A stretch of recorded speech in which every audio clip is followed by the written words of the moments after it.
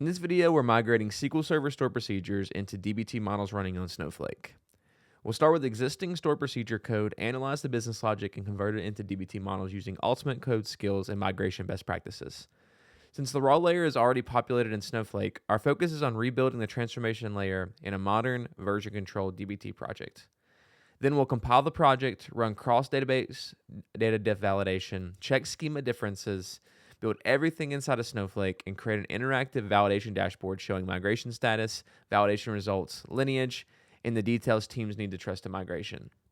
Because just saying that you did all that stuff doesn't always do the trick with your team, right? Before we get started, it's worth talking about the competitor landscape. There are tools like SnowConvert AI, SQL Lines, Migrate SQL Forge, and newer migration copilots like data checks that helps with SQL translation, stored procedure conversion, and migration validation. Where Altimate Code fits in is a little different. In this walkthrough, we're not just converting SQL Server stored procedures into Snowflake SQL. We're modernizing that logic into dbt models, following project-specific migration best practices, inspecting schemas, analyzing the generated SQL, validating data differences, checking schema differences, building the dbt project, and producing a migration validation dashboard. So the comparison is not just who can translate SQL syntax and make it work. The real question is who can help turn legacy procedural logic into a validated, maintainable analytics engineering workflow. With all that in mind, let's dive in and get started. All right, so inside of Cursor here, you can see the only thing that we've done so far is we've ran a dbt seed. So this takes these seed files and put them into Snowflake. So we're starting off with SQL files, we're starting off with CSVs. Obviously, you could start with whatever you wanted to. So run a dbt seed, run something like that. It's going to work out for you. So what we're going to do now is we're going to launch Altimate Code. So you can do that in the terminal by just typing Altimate down here, but you can also come up here and do Command-Shift-P, and then do Datamates, open Altimate Code chat there. If I click that, it's going to launch Altimate Code as well. And this is just kind of a UI-based experience versus the terminal-based experience. So it's going to give you the same stuff, but you might like the look of this version better. So I'm gonna roll with this one. Obviously, it's going to work the same way inside the terminal as well. So we're going to work off of this prompt. And this prompt's it's a little long, so let's go through it all and let's make sure we understand what's going on here. So we need to perform a Microsoft SQL Server to Snowflake migration via dbt. We have SQL Server code present at this specific folder, so the stored procedure folder that we'll take a look at in just so SQL Server objects, and then there's some stored procedures in there. Review it and create dbt models for the same with Snowflake as target following migration best practices, which we're going to look at in just a second. It's a markdown file here. Kindly note that the raw layer tables are already populated inside of Snowflake with the dbt seed that we just did. Once done, perform compilation, cross-database data diff validation between existing and new code, schema difference check, and then build the project inside of Snowflake. Once done, also come up with an interactive migration validation dashboard providing various migration details like migration status, validation results, lineage, etc. So this looks good. So let's go ahead and send this thing off, and let's get Altimate Code to start working here. While this is working, I do want to mention a couple things that are going on here. So first off, down here on the bottom, you can see we have 3 different agents here. So we have a builder agent, So this is, we can actually write code for you and edit your files, remove files, things like that. We're going to ask before we delete anything, obviously, so you can see it has full read and write access. We also have analyst. So analyst is going to be able to, it's read-only, so it doesn't edit any files. But it's read-only data exploration and analysis, so cannot modify those files. Like I mentioned, then plan disallows all editing. So it can't edit anything. It's just making a plan. So whenever I'm starting off something new, I generally start with plan and let it look through things and plan it out, and then I'll go to builder and actually build the stuff out. So that's a pretty safe little workflow there. We're starting off with builder here because, I might know that this works pretty well. So we're just going to start with builder because of that. The other thing to mention here is you can see we have this here, which is the Ultimate LLM Gateway. So if you sign up on our website, we give you free tokens to get started with, where we're actually hosting these models for you, and you can run Claude and OpenAI through us. We're choosing those models for you just to make things as efficient as possible. But you can also put in your Claude, your ChatGPT, your Google. Like we have 30 or 40 different LLMs that we support inside of Altimate Code because remember, we are an open source harness. So we'll work with whatever LLM you bring, or you can use ours and get tokens through us as well. So a couple of things to mention there. So I'm going to let Altimate Code finish up running this, and we'll bounce back in and take a look at the results. All right, so we finished up running. We have found an error that we're going to fix in just a second, which was a me issue. Let's take a look at what happened here. So. And before I even do that, I want to say we use this migration best practices document. So I just want to like start this off by saying like, hey, like if you don't give it any sort of guidance, like Altimate Code, just like any LLM, it's going to do whatever it wants and whatever it thinks is best. So the great thing about Altimate Code is that it can take what you've worked with and actually mold your models and mold your project into what you want it to be, right? So you can see that we have these things set up where it's like, hey, like we want the project to look like this with macros, with these models, with the seeds, all these things here, right? The DBT project configuration, model development, where we want one model, one logical unit, CTEs for logic, a SQL style guide. We can reference like how we reference other models, so on and so forth here, right? And we have different things about the intermediate marts, materializations, testing, what we want there. We have like singular tests, so custom medallion structure, all these things, right? Obviously, I'm not going to go through this full document because that would bore everyone to death. But I just want to say that like the more that you put into this, the more you're going to get out of it, right? So if you're going through a migration at your business, making sure that you build that document with your stakeholders to say, hey, like we want this to end up looking like this. If you just get that ideation out, give that to Altimate Code, it's going to build that migration out for you. So let's take a look and see what this did for us. So starting off, we used a couple skills. So these skills are what make Altimate Code special. It's kind of the special sauce that we add into your LLM to make it do things that your LLM can't do on its own. So starting off, we have our dbt develop skill. And so that's going through and developing the dbt models. So that's good there. We have dbt analyze, which is another skill, which is analyzing those models, making sure everything looks right based on the requirements that you have or the requirements that we think are best if you don't give us any. So that's our skills there. We have a lot of things being checked out here about a lot of glob, a lot of bash, a lot of read. We're going to pass through all those. Warehouse list, looking to make sure that we can connect into Snowflake. That's great. Continuing all the way down here. And then we get to where we have a question. Okay. So I did this as it was going through there. So this question asked, hey, like this, your current project doesn't have a models folder, which it didn't. Do you want me to create a models folder, or do you want me to put it somewhere else? So I just told it like, hey, create it. And that's why you can see it's green now that it was created for us. So you can see we have there's which writing all those models there. And then we get down here to where we get some more cool stuff like schema inspect. So this is another tool that's inside of Altimate Code. That's just inspecting the schema of like raw customers just to make sure that everything looks kosher. So it's not just like building a model on things that don't exist, which happens all the time with a generic LLM where it's like, hey, like I'm going to build this because I think that column should be there, or I think that row should be there, something like that. We're making sure that it actually is with schema inspect. So that's what it's doing there. Continuing down here, we have SQL Analyze, which is another tool that we have that's just analyzing the SQL to make sure that it's actually good SQL and not, any anti-patterns or any like any select stars or something like that, right? So all good stuff there. And then, of course, we have our Ultimate Core Validate tool that's actually, validating the DBT core projects and models and making sure that they run successfully as well. So here's what it created. So basically what I talked about, so it reviewed the SQL Server storage procedures under that folder. It created the models and the directories and files. So created the staging models, the dimensions, and the facts, the YAML files with models, docs, and test.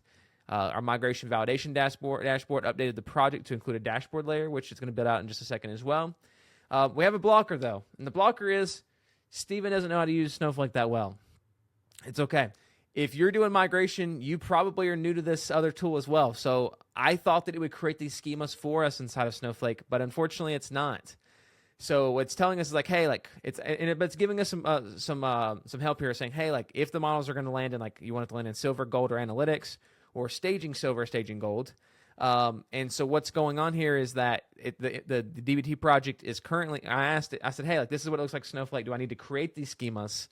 And it said, yes. So right now I only have the staging raw, but the project is configured to build into those additional schemas. Because the DBT target schema is staging, it's going to build it into staging silver, staging gold, staging analytics.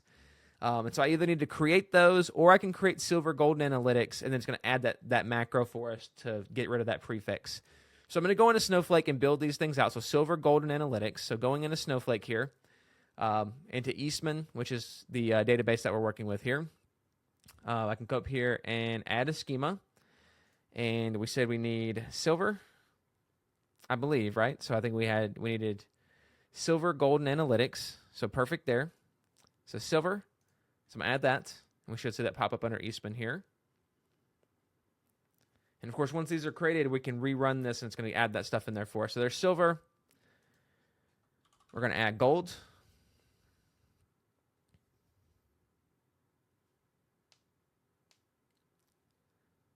And last but not least, we want to add analytics. and make sure that it was plural. I believe it was analytics, so perfect. So we can add that in there as well. So create that. So we created them without the staging info. So you can see like here's where those seeds were put in. So you can go into this and see there's all those seed things, all that seed data. I can go in your data preview and take a look and see like what's in there, which obviously there's our categories for what we're selling. Okay, so let's go back into cursor. And then let's see, I'm going to say I used option 2 and created the schemas for you. And just to make sure that it has all the context it needs, I'm going to send it a picture because pictures are always great. There we go. Send that to cursor. And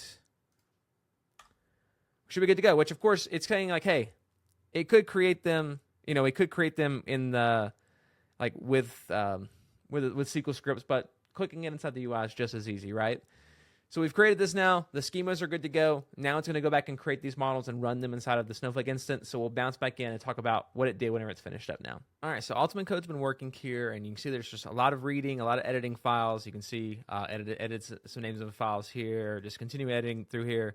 Again, we're not going to run through every single bit of editing and reading here, or else we'd be here for hours. So we'll just jump down to what it gave us here. So you can see it, clean the schema names. Raw source matching is good to go. Confirm working builds of these. And you can see that, there's build failures because some of the things haven't been built yet, which is understandable. So it's telling us the next step is to build the full silver layer, then build gold, then the full project.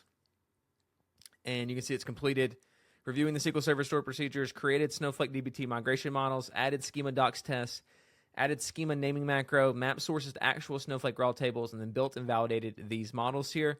There's some partially completed things here, which is that migration validation dashboards, and we still have some things to complete here. So it's saying, hey, next move, I can continue by running the builds in dependency order and then complete validation, and I'm going to tell it to continue on.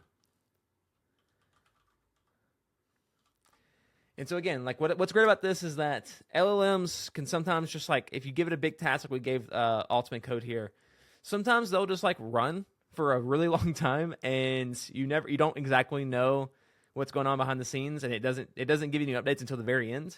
And so what Altimate Code is doing is kind of stopping in the middle and saying, hey, like here's what's going on. Do you mean to continue on the path that we talked about? Do you want to pivot here?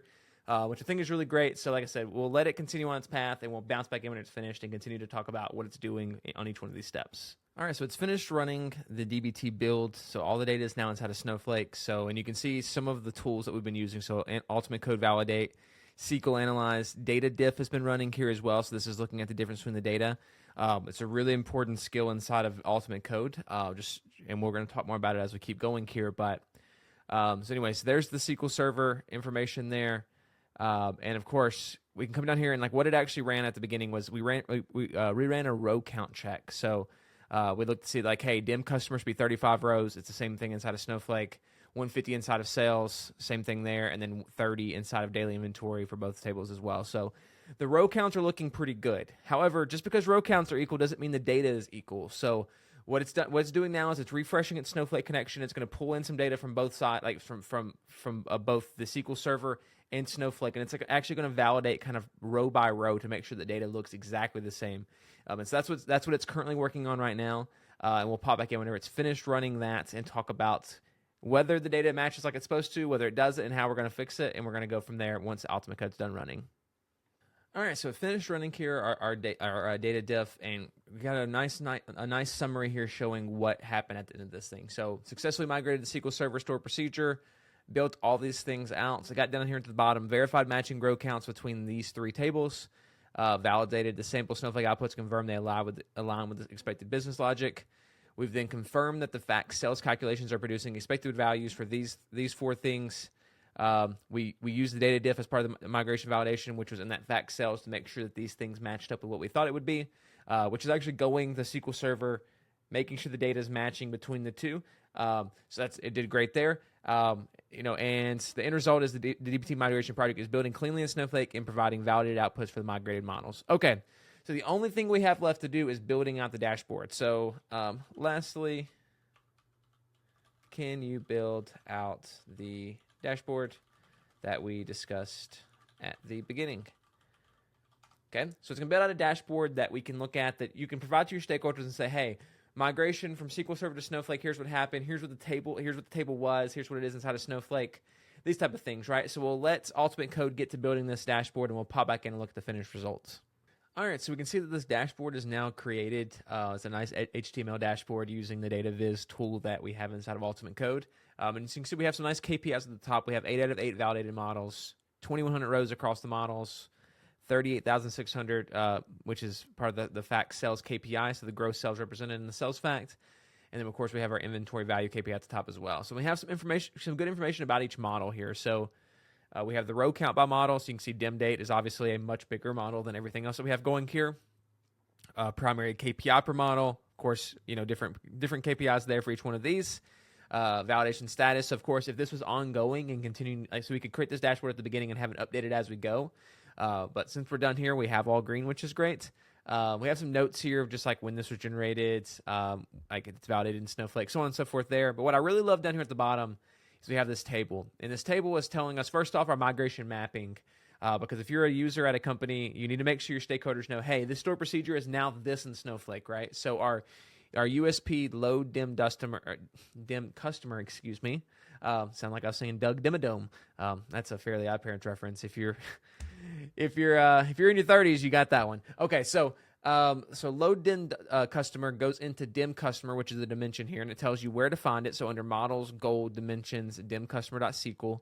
There's our group that it's in, status, it's validated, our rows, the date range, our KPIs, metric notes, validation comments as well. So we have that all the way down here, just showing each one of these store procedures that got built into a model inside of Snowflake. And then, of course, let's pop over into Snowflake and take a look and see what this data looks like inside of Snowflake now as well. All right, so I gave my Snowflake a nice little refresh here, and so you can see we have our gold, silver, and analytics schemas built out here. So for our gold, so we just looked at that table, the dim customers there, so it's under gold dimensions. So we should be able to see that customer table inside of gold. So if I go to tables, there's our dim customer there. I can take a look at the preview, and we can take a look at, there's our customers there. We have John Smith, Emily Johnson, Robert Williams, so on and so forth, with some emails, phone numbers, date of birth, gender, city, so on and so forth there. So all of our customer information. So we can verify that, first off, we looked at data diff, which is a skill inside of Altimate Code, actually compared the data between SQL Server and Snowflake and saw this data matched. But then if you actually want to come visually look at this, you can take a look inside of Snowflake and see that, hey, this migration actually did happen from our SQL Server stored procedures inside of Snowflake. And that wraps up our SQL Server to Snowflake migration using dbt. In this walkthrough, we used Altimate Code skills and tools to review the SQL Server stored procedures, inspect the source and target schemas with schema inspect, analyze the generated SQL with SQL Analyze, convert the logic into dbt models following migration best practices, and validate the results with data diff and schema diff.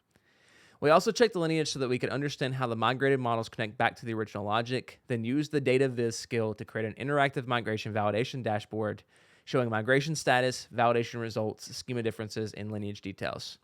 The big takeaway is that this kind of migration does not have to be a manual one-off rewrite. With the right skills and validation workflows, we can move legacy stored procedure logic into a modern Snowflake and dbt architecture with more speed, consistency, and confidence. Thank you so much for watching, and we'll see you in the next one.